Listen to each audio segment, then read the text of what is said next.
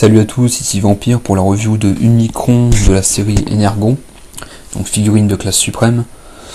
Energon, Unicron est le frère de Primus, ressuscité, puisqu'il a été tué dans Armada, ou détruit si vous préférez, puis régénéré dans la série Energon justement par Megatron, afin de contrôler Unicron qui à ce moment-là de la série n'a plus sa tête, donc pour ses propres desseins. Bien sûr, plus tard, Unicron prendra le contrôle de Megatron, récupérera sa tête et sera à nouveau opérationnel.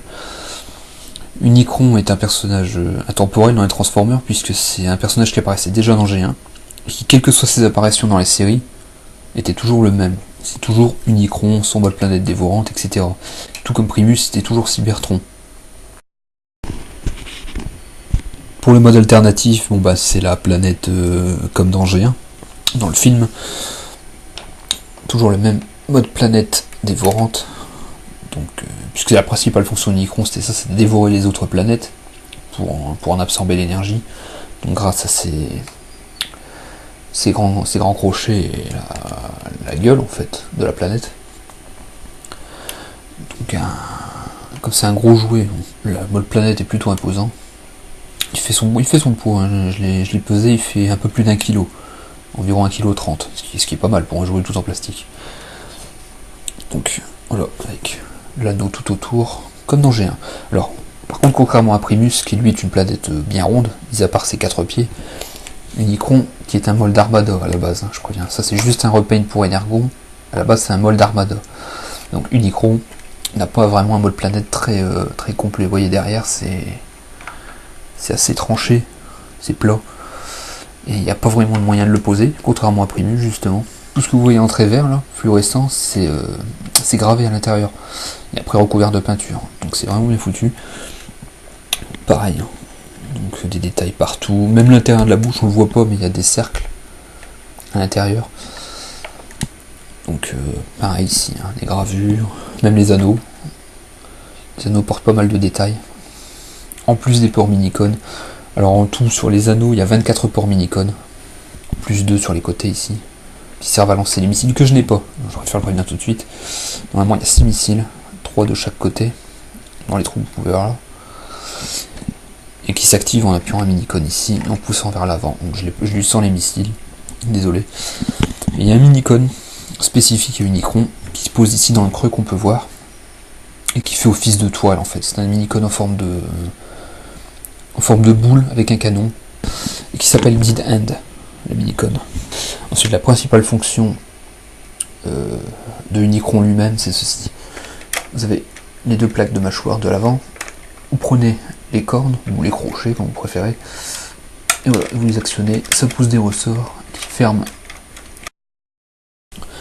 Pour la transformation, alors c'est pas évident mais voilà, vous commencez par relever ces anneaux ici, hein, qui sont insérés à l'intérieur, fois rejoints.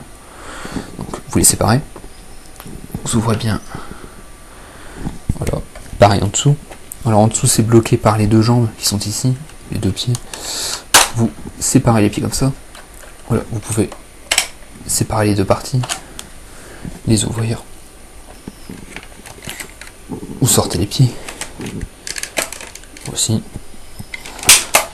Et vous venez, voilà, les jambes sont attachées à l'intérieur par un picot, c'est pas évident à remettre en mode planète justement parce qu'il faut vraiment bien appuyer, donc vous sortez les jambes pour pas être embêté ensuite, voilà, vous avez, vous voyez, c'est assez grand, vous tournez ces parties là, comme sur Primus en fait, dans ce sens là, sauf qu'ici vous n'avez pas besoin de Omega Lock. Pour les pieds, vous ouvrez bien dans ce sens là, voilà, vous ouvrez, clic, vous prenez ce morceau là que vous retournez, voilà, vous avez les pieds, vous avez le haut de la planète, vous le séparez, vous l'ouvrez comme ça, ceci. Donc vous laissez, c'est sur des pivots etc. Donc ça bouge bien, il n'y a pas trop de problème. Ça se défait mais ça se remboîte parfaitement bien. Donc vous soulevez la tête, vous la clipsez, mettez les cornes, voilà. Ensuite vous avez les bras, donc vous les séparez et vous ouvrez dans ce sens là. Ici vous pouvez rabattre la partie ici. Alors ensuite, une fois les bras dépliés, vous pouvez relever et clipser comme ceci, donc des deux côtés évidemment. Voilà. Alors même si les parties de la sphère gênent, c'est pas grave, ça s'enlève au pire. Voilà. Vous baissez les bras, normal. Vous levez les épaules qui sont sur une pièce séparée, voici. Voilà. De côté. Voilà. C'est un plastique mou, ça résiste un peu, faut pas forcer. Donc vous tournez les bras. Voilà. Il y a des trappes ici, vous les ouvrez. Donc avec le petit crochet qui se trouve ici. Voilà. Vous pouvez tourner la main. On va sortir. Faites ça de l'autre côté. Tournez toute la moitié de l'anneau pour que les deux parties soient parallèles. Vous tournez,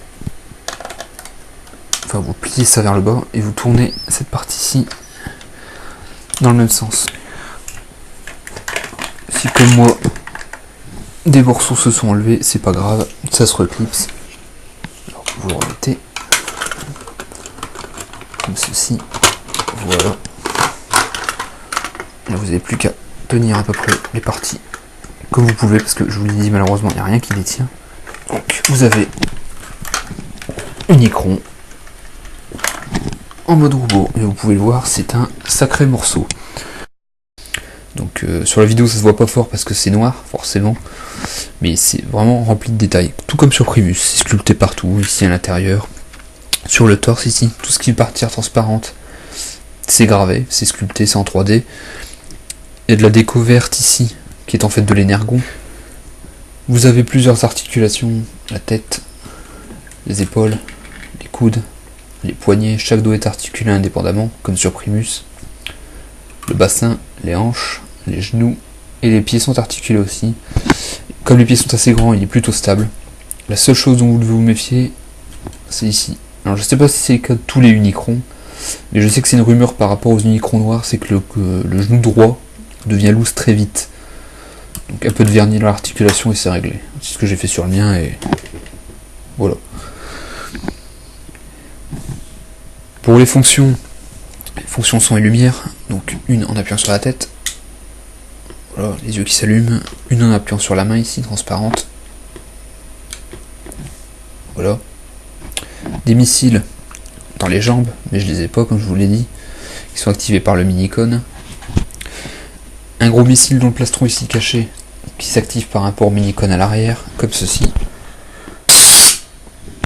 Et hop, voilà.